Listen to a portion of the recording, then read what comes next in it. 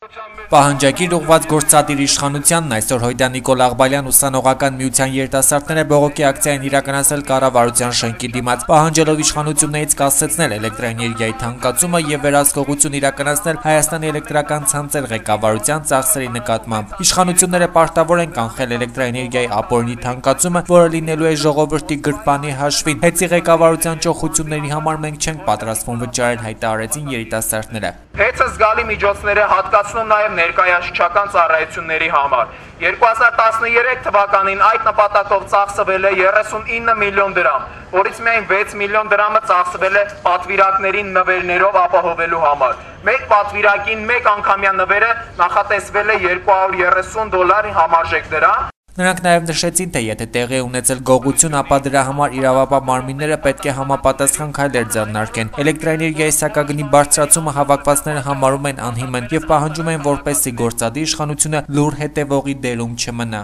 Ձեր հարստությունների ճոխությունների մեջ երևի չեք պատկերացնում, որ 35% աղքատություն կա երկրում։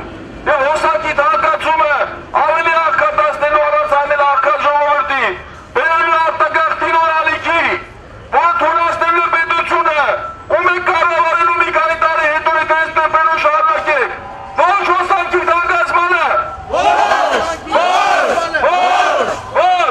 Հավաքվածներն իրենց հետ դիմումնամակ էին բերել, որը հասցեագրված էր կառավարությանը։ Գործադիրի շենքի մոտ բողոքի ակցիայի մասնակիցներին մոտեցավ կառավարության քաղաքացիների ընդունելության եւ դիմումների քննարկման վարչության պետ Ալեքսանդր Ղազարյանը եւ խոստացավ հանձնել նրանց պահանջագիր նամակը, նշելով, թե կառավարությունը 10 անգամ չի ցանկանում, որ էլեկտրաէներգիան թանկանա։ Էներգետիկայի նախարարը հայտարարում է, որ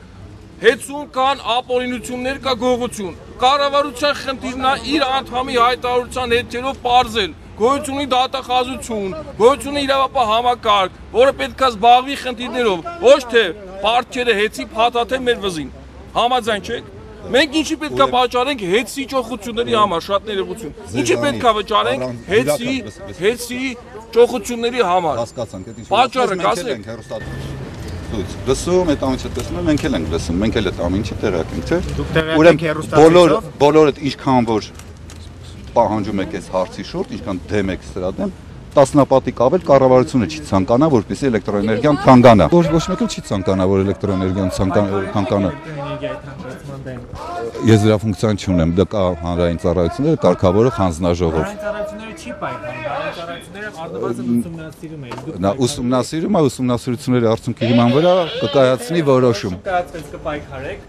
Ոչ։ Հետո Հոյդա երիտասարդական միության անդամները ոչ հոսանքի թանկացմանը 4 անգամ թանկացնում եք, որ ինչ անեք եւ այլ բովանդակության պաստառներով եւ բարձրացային կոչերով շարժվեցին դեպի հանրային ծառայությունները կարգավորող հանձնաժողովի շենք։ Անցնելով մայրաքաղաքի որոշ փողոցներով նրանք քաղաքացիներին կոչ արեցին միանալ եւ պայքարել այս անհիմն թանկացումների դեմ։ Հողը պիտի գտնվի Գողստանում։ Եթե չեն կարողանում կառավարեն, ուրեմն պետք է ամբողջ ժողովուրդը, երիտասարդությունը, ապագա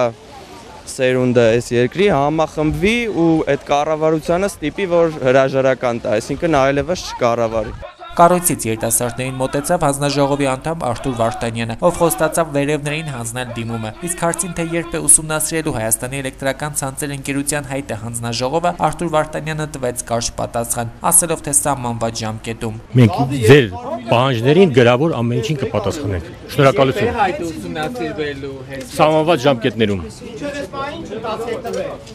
Սահմանված ընթացք է տրվել, հիմա ուսումնասիրության փուլում է գտնվում։ ասացեք քալանի մասին։